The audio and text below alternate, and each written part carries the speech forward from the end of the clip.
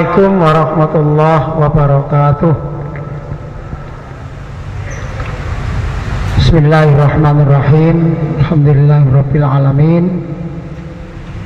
Wassalatu wassalamu ala asyrafil mursalin wa ala alihi wa ashabihi ajma'in. Amma ba'du.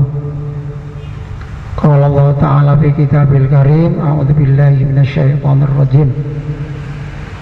Ya ayyuhalladzina amanu taqullaha haqqa tuqatih wa la tamutunna illa wa antum muslimun. Para bapak, para ibu, para jamaah rahimakumullah, wabil khusus Ustadz Imam Ghazali beserta segenap para sesepuh, para tokoh yang saya hormati, marilah kita bersyukur kepada Allah atas limpahan rahmat nikmat yang dikurniakan kepada kita sekalian, sehingga pada malam ini kita sehat, dapat berjumpa, dapat bersilaturahim dalam rangka untuk kajian rutin yang saat ini adalah kajian perawatan jenazah. Mudah-mudahan nanti ada manfaatnya. Salawat dan salam semoga Allah tetap melimpahkan kepada Nabi kita Muhammad sallallahu alaihi wasallam. Bapak dan Ibu sekalian yang saya hormati, saya kesini perawatan jenazah kalau nggak salah sekarang itu dua kali. Berarti tinggal ngulangi sedikit-sedikit, nanti praktek gitu aja. Bapak dan Ibu sekalian, ini langsung saya menuju ke sesudah mati. Jadi kalau orang itu meninggal, kalau ada di antara saudara kita meninggal, jangan sampai tidak ada yang merawat, kan gitu aja intinya. Dan yang merawat itu tentunya yang sesuai dengan apa yang menjadi paham kita. Dalam hal ini adalah tentunya sesuai dengan himpunan putusan terjih HPT. Karena di HPT itu insya Allah lebih tepat, karena apa yang diputuskan di HPT itu diputuskan oleh sekian banyak ulama, sekian banyak kiai, sekian banyak pakar. Kalau fikih-fikih yang lain itu kan perorangan. Kalau di persyarikatan kita itu ada yang namanya majelis tarjih, itu yang mengkaji semua apa yang ada dan menjadi keputusan. Bapak dan Ibu sekalian, langsung saja saya tidak dari awal, langsung aja macam-macam, langsung dengan ketika sudah mati. Saya singkat-singkat saja. Tentunya kita mengucapkan innalillahi wa inna ilaihi rajiun. Kalau sudah doanya ketika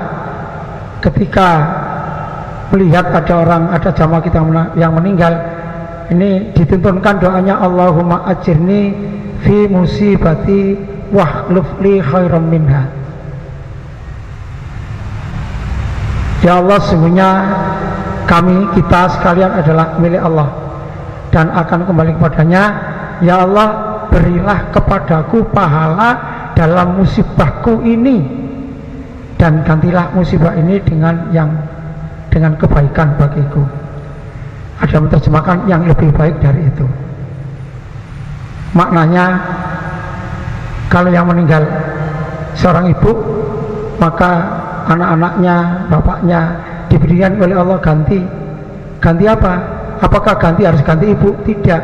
Fungsi ibu itu kan tentunya ya ibu, sehingga anak itu meskipun tidak ganti ibu bapaknya, ada yang bisa merawat, mendidik putra putrinya di rumah tangga. Kalau itu yang meninggal itu suami, ya bisa jadi ganti suami, tapi lebih baik. Tapi tidak hanya itu. Tapi bagaimana suami itu adalah apa istilahnya, punggung ekonomi. Paling tidak nanti diberikan ganti oleh Allah sumber ekonomi dalam keluarga itu. Itu. Makanya ditentukan doa yang semacam ini. Saya singkat-singkat aja.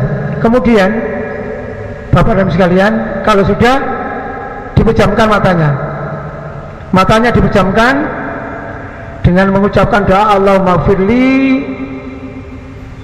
Siapa yang meninggal? Kalau yang meninggal Muhammad, Allahumma firli Muhammad.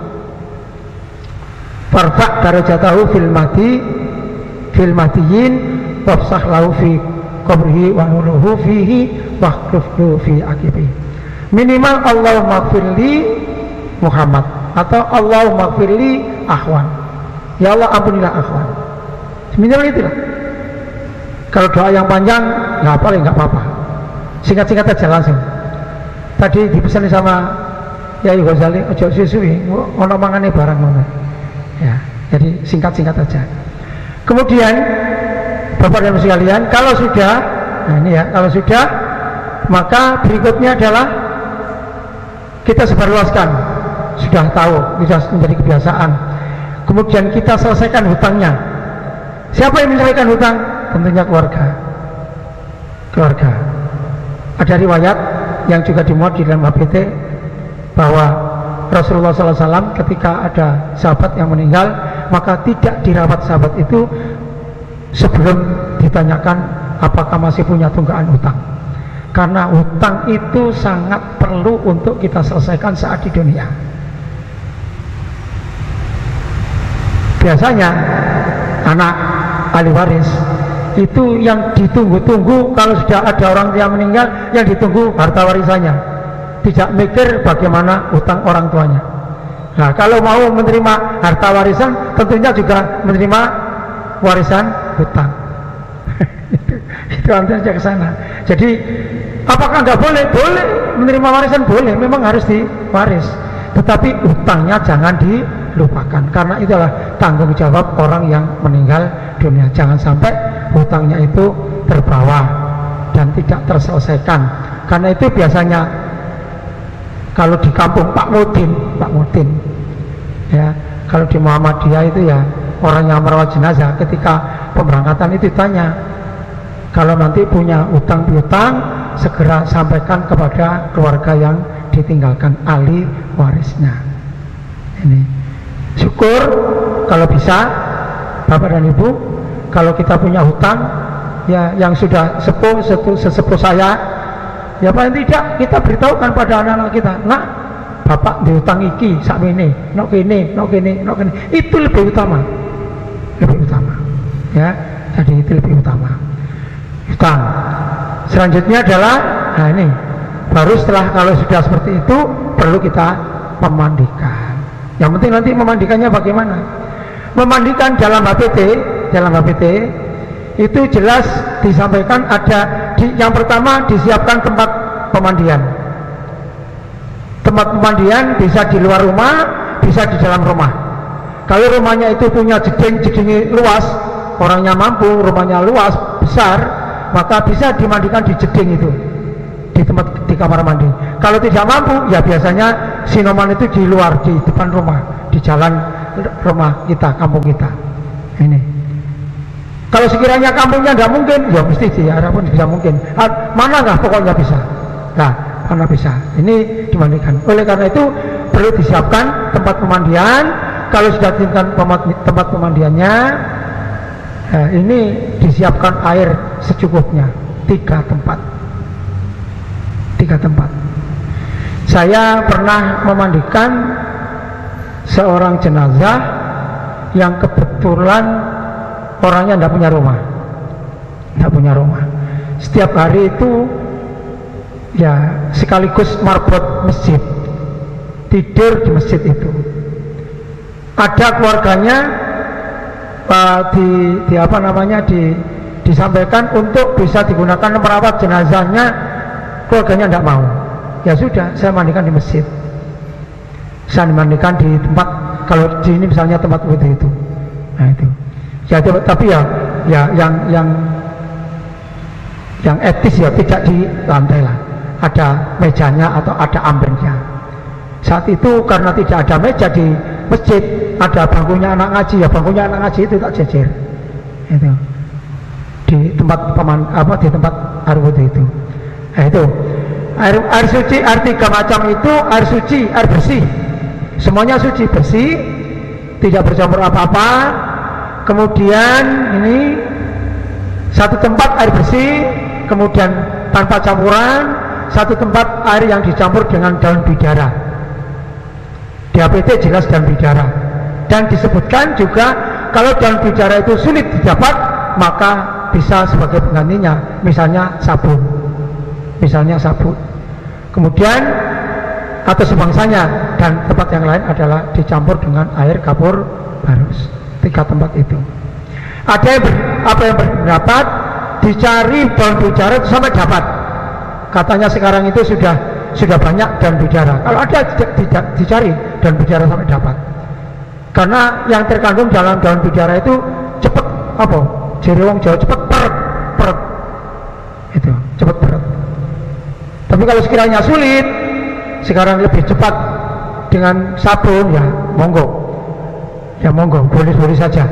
Cuman kalau ada memang dengan daun bidara. Kalau sulit, ya gantinya adalah sabun atau sebangsanya ya. Pokoknya yang sekiranya bisa membersihkan dan memudahkan membersihkan, sekaligus bisa cepat peret itu keset.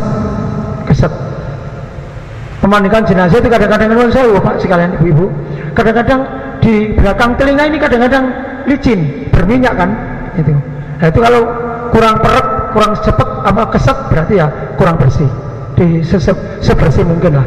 Tapi kalau sudah diusahakan sedemikian rupa masih gitu ya, apa boleh buat itu aja. Yang penting usaha yang bagus.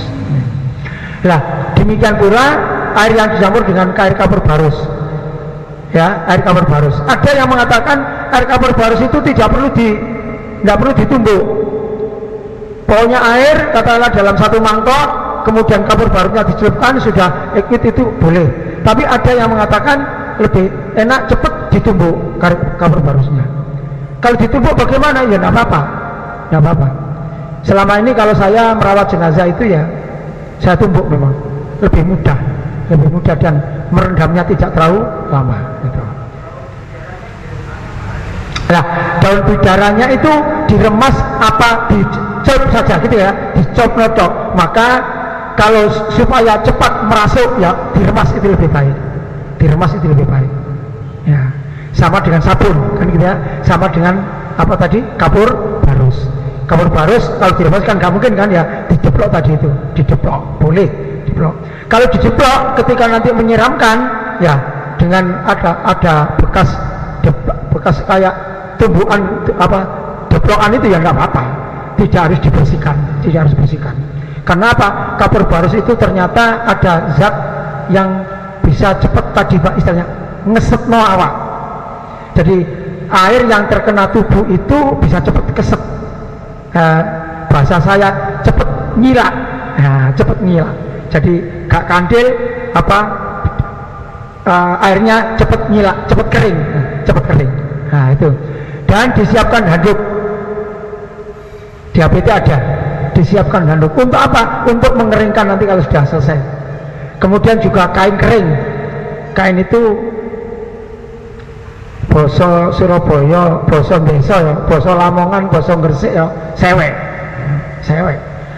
Ini wong Surabaya saiki apalagi zaman milenial, anak-anak muda itu gak duwe sewek, atau ini rok celana.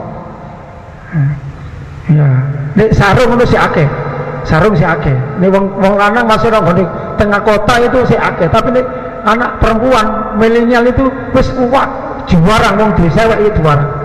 Sehingga ketika dicarikan sewek itu masih golek-golek, nyilih-nyilih yang tonggo-tonggo. Apa boleh nyilih tonggo? Boleh kalau tangganya itu meminjami.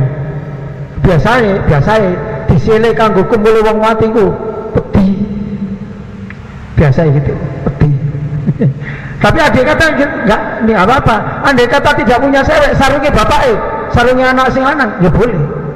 Yang penting untuk tutupnya itu. Nah, ini. Kemudian tempat yang cukup untuk memandikan jenazah. Tadi saya sudah sampaikan. Jadi tempat itu perlu sekali. Nah, sebelum memandikan jenazah, ini nanti kan perlu menyiapkan kain kafan. Apa maknanya? Kalau sudah selesai pemandian, kain kafannya belum dipotong, susah, kesuwen nunggune. Karena itu yang merawat jenazah itu biasanya sebelum jenazah itu dibawa ke tempat pemandian, sebelum dimandikan sudah mulai dipotong kain kafannya. Cuma nanti menerangkan kain kafan secara urut saja saya. Gitu. Lah kalau sudah, maka pola memandikannya. Nah ini pelaksanaan memandikan. Setelah peralatan disiapkan, maka jenazah diangkat dan diletakkan pada tempat yang disiapkan dengan posisi. Sesungguhnya posisi ini hanya etika saja, etis, secara etis. Kenapa? Karena posisinya di mana saja boleh, ujur nanti oleh. Hanya secara umum Rasulullah SAW itu ketika nanti kalau memakamkan jenazah, itulah, maka arah kanan kepala jenazah itu adalah arah kiblat. Berarti nino kene mergo kiblat kita itu katakanlah arah barat, nino kene ujur ngalor, kan gini kan kepala. Nah, itu aja. Andai kata tidak bisa ya sebisanya. Nah, itu aja dari arah Ka'bah. Sebelum dimandikan secara syar'i supaya dibersihkan terlebih dahulu bagian-bagian tertentu, yaitu mulutnya, hidung, telinga, dubur dan lain-lain.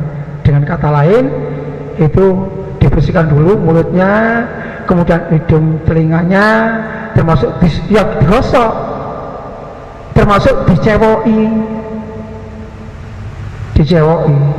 Nyewoi itu kadang-kadang biasanya orang kalau bukan keluarganya itu rodok ragu, rodok jijik.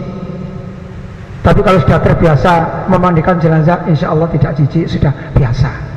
Kecuali saat pada waktu tahun 2021 itu ya, saat COVID itu rodok pedih. Saya pun juga kalau memandikan jenazah itu ragu, Pak. Ya, mikir, gamang saya. Gamangnya memandikan jenazah, nah itu loh, dimulai dari anggota badan sebelah kanan.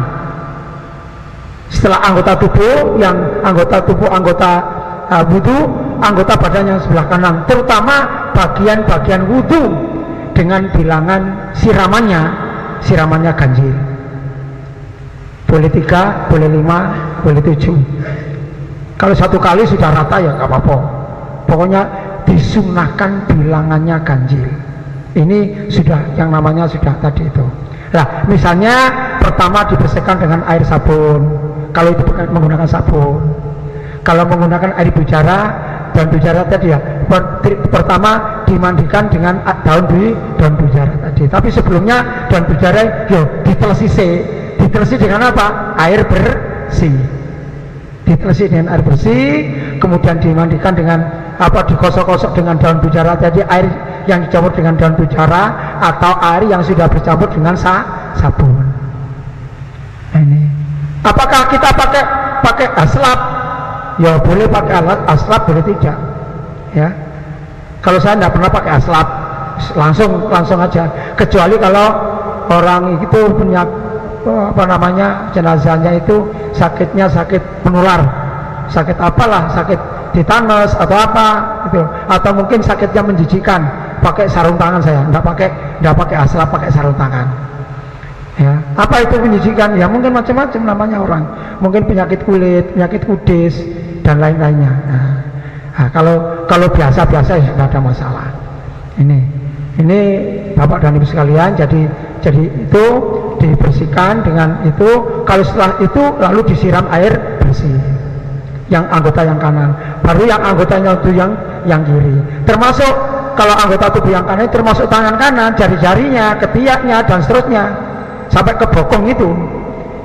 Dan itu ketika memandikan tidak boleh dibuka secara langsung tubuh dari jenazah itu, tetap ditutup bagian kemaluan tadi itu, bokongnya itu ditutup, tetap ditutup gitu. Bahkan ada yang mengatakan nyirame itu gak dibuka tapi disiram sampai tutupnya tadi, disiram dari bawah, boleh. Tapi kalau begitu mungkin kesulitan, tidak bisa lebih bersih ya, boleh. Tapi saat di area area kemaluan itu, bokong itu ditutup, jangan dibuka sama sekali. Nah, yang kanan. Setelah itu yang kiri, baru kaki yang kiri. Selesai. Nah, itu aja. Lah, kapan saatnya kapur baris digunakan? Kalau sudah bersih semua, maka itu disiramkan ke air kapur baris tadi itu. Siramannya juga siraman ganjil, 3 kali dari atas sampai ke bawah, seret 3 kali. Dah, itu memandikan jenazah. Ini ibu dan bapak sekalian, para jamaah rahmatullah. Kemudian yang perlu diperhatikan, ini ya, yang lebih berhak memandikan jenazah itu adalah keluarga dekat. Sesungguhnya keluarga dekat, ahli waris. Ini kenapa? Karena ya memang itu sebaiknya, supaya apa? Andai kata ada celah, ada aib, ada sesuatu yang ada pada tubuh jenazah itu tidak sampai keluar, tetap bisa dirahasiakan. Tapi kalau orang lain, maaf, kadang-kadang cerita, maaf, saya sedikit ceritanya, pengalaman, bukan menceritakan kejelekan jenazah itu, enggak. Jenazah itu kan macam-macam, Bapak, macam-macam.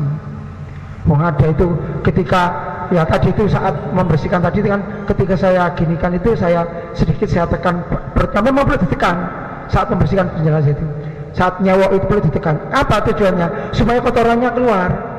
Nah, saat itu ada juga yang kotorannya keluarnya cukup banyak, bahkan maaf, tinjanya coro kasare taine iku kok taine wong urip, Pak. Gitu. Yang bantu saya itu wis metu kan ngono, cok ora kene tidak wong ngira. Nah, itu satu diantaranya. Tapi ada juga karena maaf non sewu, kalau itu penyakit liver dan livernya sudah pecah, itu kalau ditekan sedikit, keluar darahnya itu luar biasa. Darah hitam itu luar biasa. Saya pernah itu sekian tahun yang dulu itu sampai ya hampir 1 timbal lebih darah hitam itu. Kalau gitu ya, ini jijik ya, mari ngono gak wani garep mangan, gak kono mangan. Ya, itu. Lah, itu perlu karena dengan itu perlu keluarga dekat. Tapi juga walaupun keluarga dekat, jenazah laki dimandikan oleh orang laki. Kalau bapak yang meninggal, yang punya yang boleh ikut memandikan adalah anak laki-laki. Kalau ibu yang meninggal, yang boleh ikut memandikan adalah anak perempuan. Kalau suami yang meninggal dimandikan oleh istri, boleh, nggak apa-apa, boleh, Pak. Cuman kadang kalau istri tok yang memandikan, kuat tak, nggak miring no macam-macam. Kalau dibantu dengan orang laki-laki, ya boleh. Tapi apa ya? Kurang etis sih, menurut saya.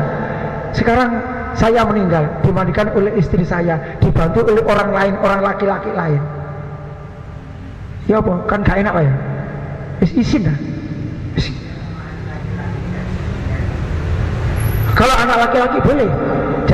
Jadi bapaknya yang meninggal, kemudian yang memandikan anak laki-laki bersama ibunya ya, istri, boleh. Itu boleh. Ininya itu. Jadi itu boleh. Kalau ibu yang meninggal, yang memandikan orang perempuan. Kadang-kadang budaya kita kadang-kadang. Kalau sudah terakhir itu, kuno anaknya, ayo terakhir penghormatan, anak ikon melok mandikan, walaupun sekedar nyiram. Anak perempuan. Begitu pula kalau yang meninggal itu ibunya anak laki-laki ikut memandikan, itu tidak ada tuntunan, tidak boleh, karena anak itu adalah termasuk aurat. Kalau suami istri kan tidak ada aurat. Itu aja. Ini kemudian memandikan jenazah jangan kasar-kasar, ya dilus sebelah. Ojo gosok pokoknya jangan kasar lah. Nutup aurat dengan kain yang basahan, terutama bagian yang celah. Jadi yang celah termasuk di dalam tadi itu adalah yang kemaluan tadi, tidak menyebarluaskan kalau itu ada aib. Nah, makanya dicari orang yang sekiranya bisa menjaga rahasia. Oke, ada pertanyaan? Tanya mandikan.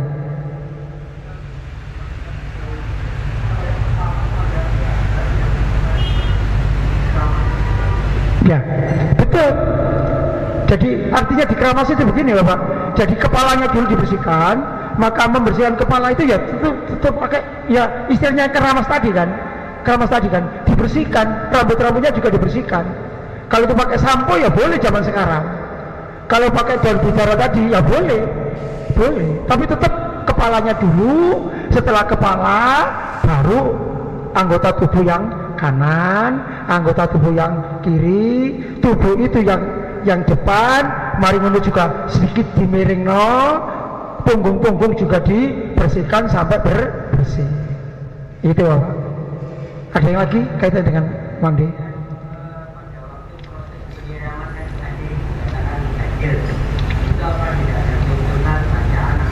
Tidak ada tuntunan apa-apa, tidak ada bacaan apa-apa. Bacaan yang pertama umum, kita mau memandikan ya baca bismillah itu aja.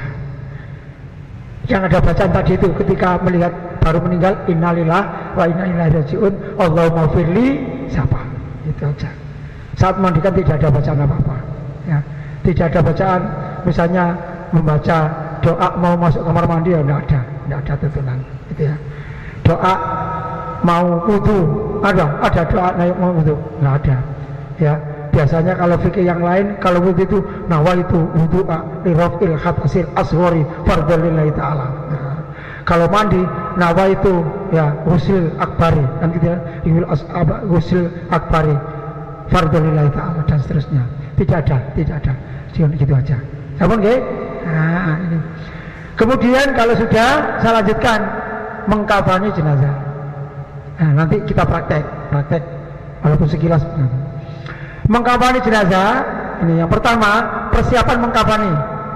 Sebelum mengkafani jenazah disiapkan dahulu kain yang baik, bersih,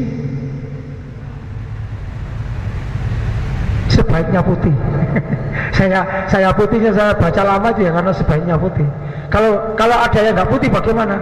Nabi itu tuntunannya putih. Nek kaono saono. Kalau kita jamaah Baitur Rahman ini ya insya Allah mesti ono. Saya lihat kendikannya mesti ono. Kalau tidak ada di zaman dulu, katakanlah zaman hidupnya bapak saya, angkatan bapak saya, angkatan si zaman Paceklik itu zaman penjajahan Jepang, itu katok itu kok kabut ya, itu bisa jadi. Kalau sekarang insya Allah apalagi ada istilahnya ada sinaman kampung, itu cukup untuk itu. Jadi kain yang bersih dan putih sebanyak 3 helai dengan ukuran yang cukup, misalnya 135 kali 240 cm. Ini contoh. Kalau nanti ini saya lihat nanti ya, kain itu kan ada lebarnya. Kalau panjangnya tinggal ngukur saja lebarnya itu. Kalau bisa lebarnya carikan yang lebarnya luas. Supaya apa? Lebih cukup. Apa tujuannya? Ketika nanti untuk dibungkus dibungkus ini kalau tidak cukup itu akan kelihatan. Tapi ada pola, ada cara nanti saya sampaikan ya. Tuh, jadi disiapkan 3 helai tadi itu. Yang pertama 1 helai dibeber di tengah-tengah. Nah ini maksud saya tadi itu sebelum memandikan kain sudah dipotong. Begitu selesai memandikan, jenazahnya diangkat langsung masuk di atas kain kafan yang sudah disiapkan. Kalau masih motong dulu kesuwen ya, jenazahnya selok demen gitu lah. Atau kalau dipangku sing mangku selok kejeng sekali karena kesuwen. Kalau nggak dipangku Pak, apakah harus dipangku? Tidak harus dipangku. Kalau di desa disiapkan gedebok ya, pohon pisang ya, kalau tidak di Surabaya, di kota biasanya ada kayak bantalan dari spon yang dibungkus dengan apa, Oscar ya itu ada. Apa tujuannya? Supaya ketika disiram itu bisa cepat ngalir gitu loh, bisa cepat ngalir. Ini syukur kalau tempat pemandian itu, amben pemandian itu dibuat dari semacam stainless ya, itu bagus. Saya pernah melihat itu. Kemudian bawahnya itu dibuatkan kayak talang ya, corong, tinggal lalu dibuat jerongannya itu, lalu jerongannya itu disambung selangnya masuk ke selokan, ke got. Itu lebih bagus, lebih bagus. Ini kalau tidak seperti itu ya nggak apa-apa, mari dibersihkan, nggak apa-apa. Nih, kemudian yang kedua, satu helai dibeber di atas agak bergeser ke kanan. Artinya apa? Kalau itu kainnya tidak cukup, kalau kain itu dibuat gini tidak cukup, itu maka boleh digeser. Ini saya mengikuti pelatihan jenazah sudah lama ini, dan itu boleh, itulah. Tapi alangkah lebih baik memang kainnya yang yang lebar, itu digeser ke kanan. Yang kedua, yang ketiga baru satu helai dibeber yang atas bergeser ke kiri, sehingga nanti ibaratnya bisa silang sedikit, tapi yang bawah tetap lurus. Apa tujuannya? Ketika dilangkupkan, ketika dilipatkan, dibungkuskan itu karena diameter dada ini lebih besar. Kenapa? Karena tangannya itu disedekapkan seperti sedekap sholat. Andai kata lurus begini apa boleh? Boleh ya, cuma di tarjah jilid 1 itu memang seharusnya disedekapkan begini, boleh. Ini andai kata gitu. Sebelum dibentangkan sebelum membentangkan kain kafan sudah disiapkan tali. Kenapa? Kalau dibungkus tok, nek gak ditaleni, apakah boleh? Boleh. Walaupun tidak ditaleni boleh. Tapi nanti bahasa saya, nanti itu bisa morot modal. Ngerti morot modal, Bu? Nek wong Lamongan, wong Gresik ngerti morot modal. Nek wong Madura mau ngerti mau gak morot modal. Pokoknya gak rapi lah itu ya, gak rapi. Nah, supaya rapi perlu dikasih tali. Andai kata tidak tali, misalnya diadu dengan apa, sulasi atau lakban, apa boleh? Boleh dilakban, langkupannya dilakban supaya rapat, apa boleh? Nggak apa-apa. Tali itu hanya sekedar untuk alat supaya rapi ya, teknis saja. Nah kalau saya ini dilakban, yo ketok lakbane, umpamanya lakban ireng tambah ketok ya gitu kan. Kalau menurut saya lebih praktis, uang tuku kain ya mungkin juga insya Allah ada sisanya. Di mana sisanya kok geopo, katok lah. Ya kadang-kadang uang ini katok kain lawon, jadi uang Jawa kan lawon Pak. Kain kapan kan lawon, kok katokan lawon gitu. Kok kepilih mati ya kan gitu. Itu uang Jawa. Maka lebih baik pakai kain ini yang dipotong untuk dijadikan tali. Kalau tidak, kainnya ngepres, bagaimana? Apa boleh ditali dengan rumput Jepang, rafia? Boleh. Ini tampar, katosen, gitu aja. Ya. Artinya boleh, yang penting rapi dan bisa lebih praktis. Ya. Ini disiapkan kain, apa talinya? Talinya juga ganjil, diusahakan ganjil memang. Ya, diusahakan ganjil. Kalau dua antara atas dan bawah saja tadi itu masih morot modal menurut saya, karena pengalaman saya ada orang lain yang merawat itu kemudian ternyata masih morot modal ini. Nah ini Bapak dan Ibu sekalian, begitu pula bentuk kain itu kalau misalnya kainnya sempit maka boleh disambung gitu loh, boleh disambung dari atas sampai ke bawah. Boleh juga nyambungnya, maaf tidak menyerupai kayak semacam salib itu Pak, paham ya? Nyambungnya itu ditambahi nggone kira-kira kencenge dodo. Jadi kain sekian, kemudian kencenge dodo tambahi sak ini. Itu boleh begitu. Tapi kalau seperti itu, sekali lagi pengalaman saya melihat justru itu malah nggak bisa rapi. karena sambungannya tadi itu masih kelihatan apa morot model si anak morot modelnya. Tapi kalau nyambungnya dari atas sampai ke bawah itu lebih rapi. Atau kalau kainnya tidak terlalu sempit dengan pola silang tadi itu lebih rapi. Ini ibu sekalian yang saya hormati. Kemudian pelaksanaan mengkafani.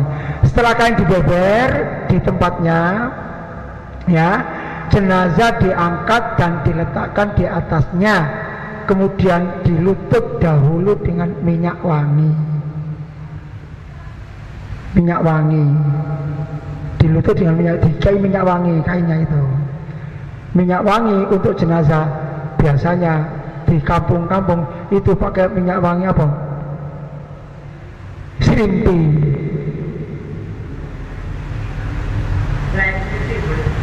Justru itu menurut Tarje sebaiknya tidak serimpi gitu loh. Karena serimpi itu identik dengan mayit. Isak medeni wong. Ya. Nek wong biyen zaman saya kecil beti, Pak. Tapi harus saiki gak beti, Pak. Harus saiki karena memandikan jenazah kepengin kalau mlebu kamar jenazah. Ya, tak bandel ya. Artinya apa? Identik dengan itu sebaiknya maka yang namanya minyak wangi itu sebaiknya adalah yang disukai oleh jenazah itu ketika beliau masih hidup. Ya. Itu. Apa sebenarnya dikasih minyak wangi? Supaya baunya wangi, supaya baunya tidak ampek, supaya baunya tidak arus. Ngerti arus ya? Kayak gak enak lah, sengak. Nah, itu.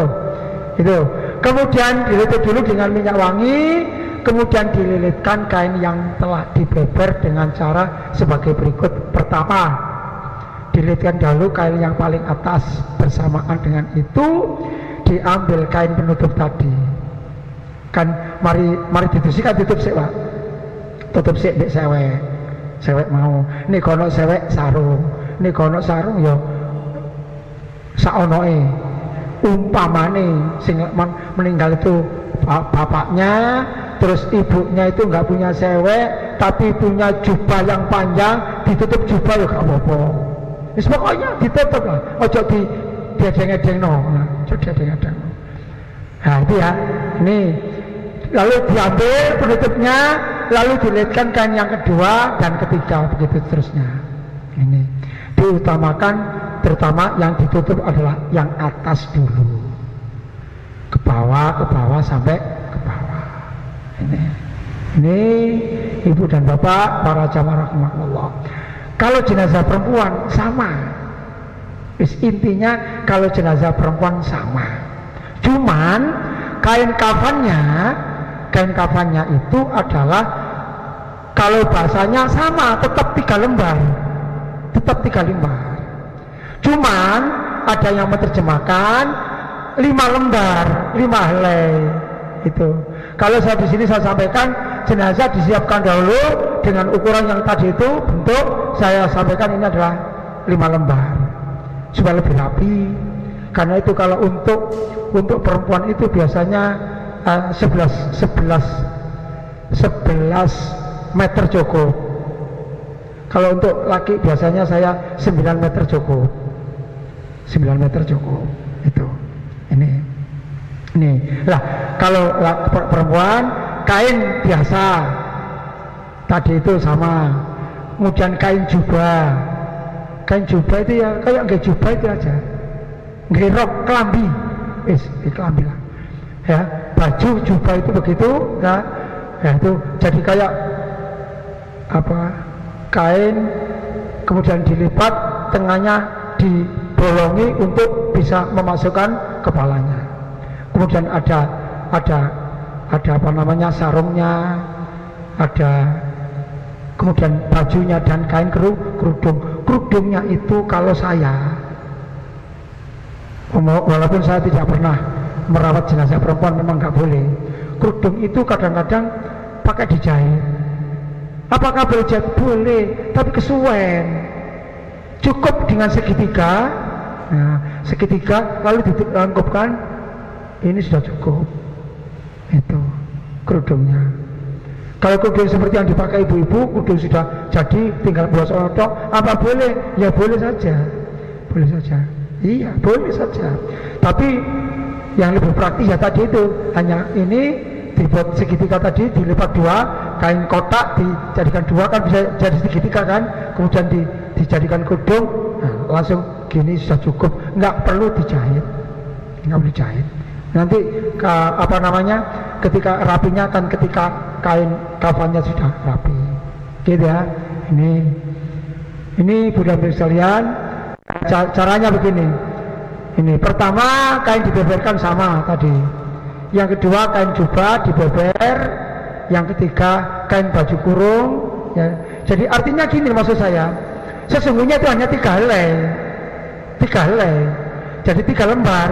Cuman lembar yang pertama yang utuh tadi, gitu ya, gitu ya. Lembar yang kedua itu katakanlah sarungnya tadi, sarungnya. Lembar yang ketiga itu baju dan kerudung itu dianggap 1 lembar. Baju dan kerudung 1 lembar, kain sarungnya itu dianggap 1 lembar, kain yang utuh 1 lembar, berarti kan sama 3 lembar. Cuma dibahasakan 5 lembar itu aja. Ini ibu dan bapak, para jamaah rahimakumullah. Ini tadi ada catatan tadi. Catatan sebelumnya dibentangkan tali juga, jumlahnya juga ganjil sama dengan yang laki-laki, sama. Ini pelaksanaan mengkafani sama tadi itu, ya. Yang pertama diikat dulu kerudungnya, ya. Karena kerudung itu nanti meletakkan yang paling atas. Dibeber kain dulu, mari beber kain sarung, mari beber kain sarung, jubah atau apa namanya, jubah atau baju kurungnya. Setelah itu baru yang atas, paling atas itu kerudung, gitu loh, kerudung. Begitu jenazah diletakkan di situ, maka kerudungnya dulu dipasang. Setelah masang kerudung, bajunya dipasang. Setelah masang baju, sarungnya atau seweknya tadi, ya sewek dari kain ini dipasang. Setelah itu baru kain kafan yang dari atas sampai bawah yang los itu. Itu. Jadi makanya nyusun kainnya juga harus dihitung dulu, diperkirakan dulu. Oke, cukup.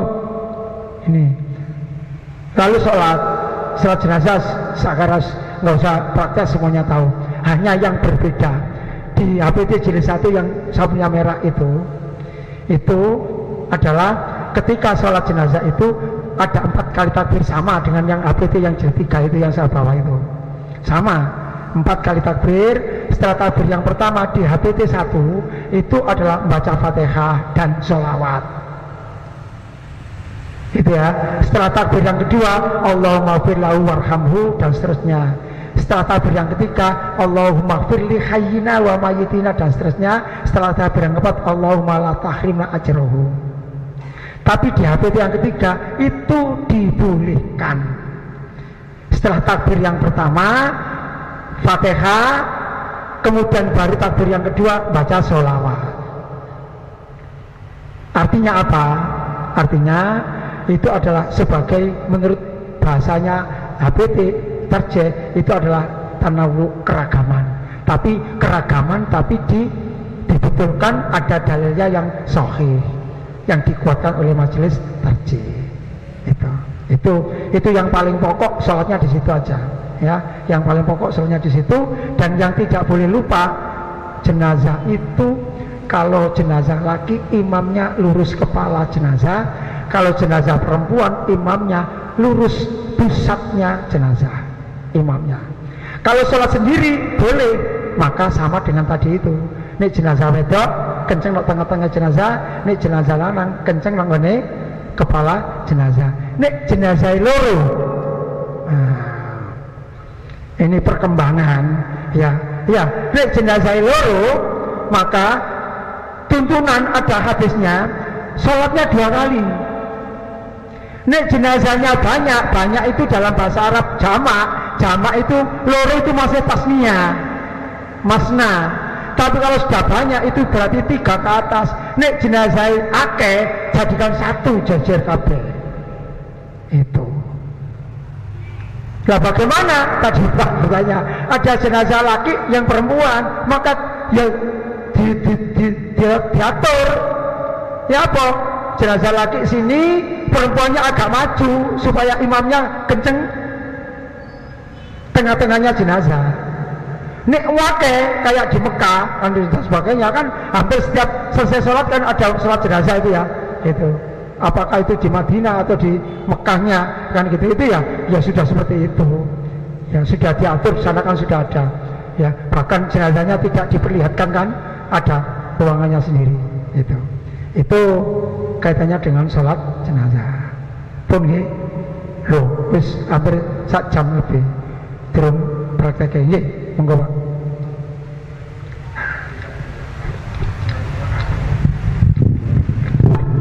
Nun sewu. Sik.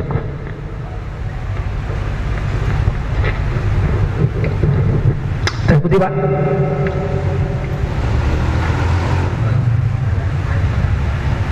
Ya, tadi mayit katakanlah matinya sudah sekian jam, sudah kaku, sendakep no gak iso, yo iso, gak apa-apa Pak, boleh. Itu. Yang penting ada usaha untuk itu. Ini gak iso gak apa-apa. Loh kadang-kadang orang itu, kadang-kadang ada orang yang, ya, tapi ada orang tua itu bungkuk ketika hidup, meninggal iso lurus Pak, ada. Tapi kalau sudah nggak bisa ya sebisanya, gitu aja, sebisanya, nggak usah dipaksakan.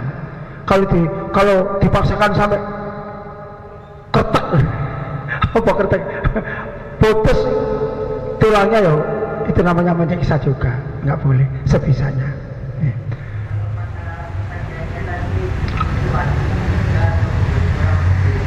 Apa itu Pak? Oh ya, nggih. Lapisannya itu kalau dikatakan wajib boleh wajib Pak. Kalau boleh dikatakan tidak ya tuntunannya begitu. Karena ini Pak. Jadi ajaran Islam itu memang urusan fikih. Fikih itu kejam Pak. Fikih itu kejam. Artinya apa fikih kejam itu? Fikih itu oleh gak oleh, hitam putih, halal haram. Ngene iku sah, ngene iku gak sah, itu aja fikih. Karena itu ada tuntunan Rasulullah, ya kita ikuti tuntunan Rasulullah.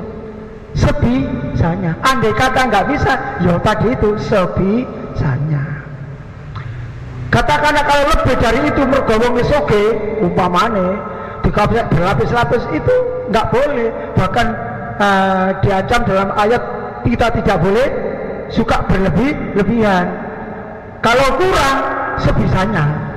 Kalau kurang tidak mampu sama sekali karena tidak ada, ya semampunya. Maaf ya, non sewu, kayak kita sholat lah. Gampangnya gitu ya, kita sholat kan harus berdiri. Terus gak mampu, gak kuat. Ambil longgo kan gak apa-apa. Kan gitu. Ini iso ngadeg, mbak longgo, ikut jenenge apa? Meremehkan atau mau apa? Gampang no, kan gitu aja. Lah, kalau mampu beli tiga lapis, tiga helai, kok hanya 2 helai, 1 misal, ya tentunya kan tonggo-tonggo ya punya kewajiban untuk menyempurnakan. Jamaah yang lain punya kewajiban untuk menyempurnakan. Ini jamaah ikut nggak mau tahu, ya wallahu a'lam bishawab. Allah alam. Insya Allah tidak ada seperti itu Pak ya. Ini yang saya tanyakan betul karena tidak ada kemungkinan dalam keadaan tertentu mungkin itu terjadi. Kan gitu Pak ya, mungkin terjadi. Gitu. Andai kata umpamanya maaf, kain kafan yang putih itu hanya 2 helai, gongok mana, duwene onok sarung, ya sarungnya dibeber situ. Tadi satu kan boleh. Itu untuk menggenapi apa yang tadi itu. Makanya tadi dalam kata lain yang kalau ada dalam bicara ini kalau ya boleh pakai sabun. Itu nggih. Pun kita praktek ya. Nggih.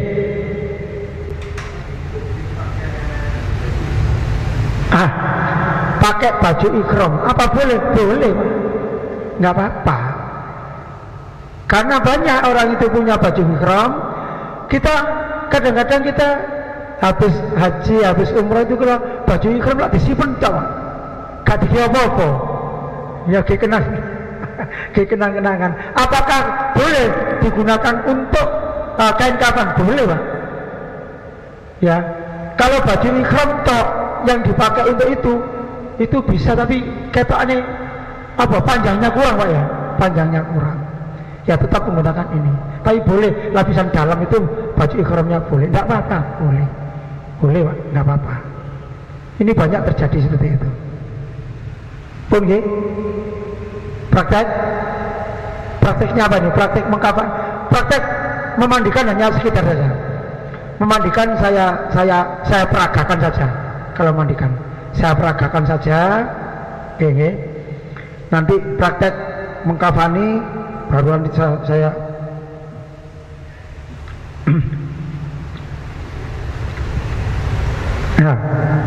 Oke.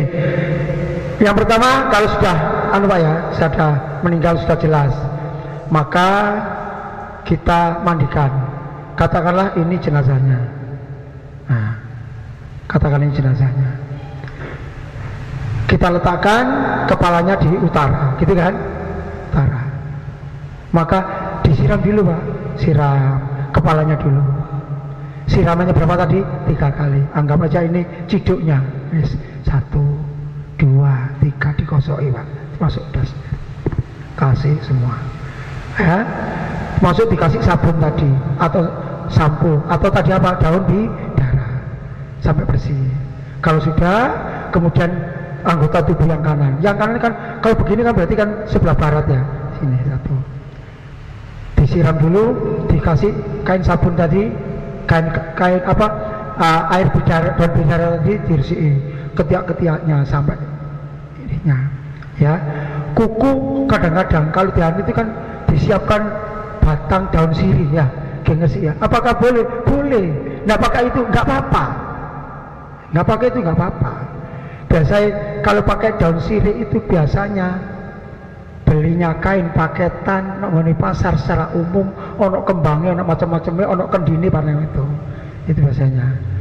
Kalau saya merawat rata-rata mergo jamaah Muhammadiyah wis gading ngono-ngonoan, praktis saja ya. Tetap kita bersihkan pelan-pelan. Ini. Kalau kukunya panjang, apa perlu dipotong? Enggak, dibersihkan aja. Dah, bersihkan. Yang kanan bersihkan, yang kiri selesai kan?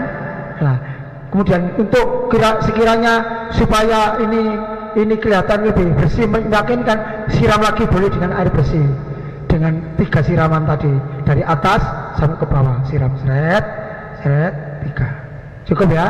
Ini. Kemudian terakhir yang belum digunakan tadi apa? Air kapur barus. Air kapur barus disiramkan, 1, disisakan 2, 3 habis. Dah. Kalau sudah diandui Pak, dikepel-kepel dianduk, dikepel-kepel. Ojo diandui koyok sampean atus ngono. Ya dikepel-kepel aja. Supaya apa?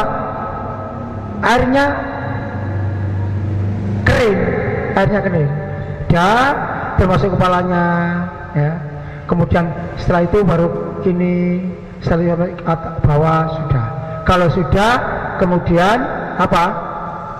Kalau sudah dianduki baru ditutup dengan sewet.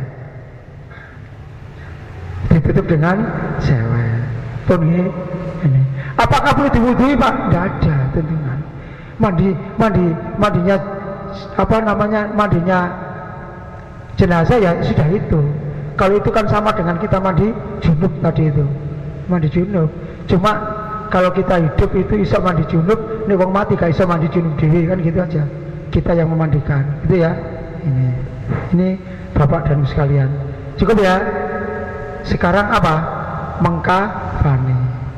Mengkafani itu perlu ini sudah disiapkan sama Ustadz Imam ini. Di bawah saja.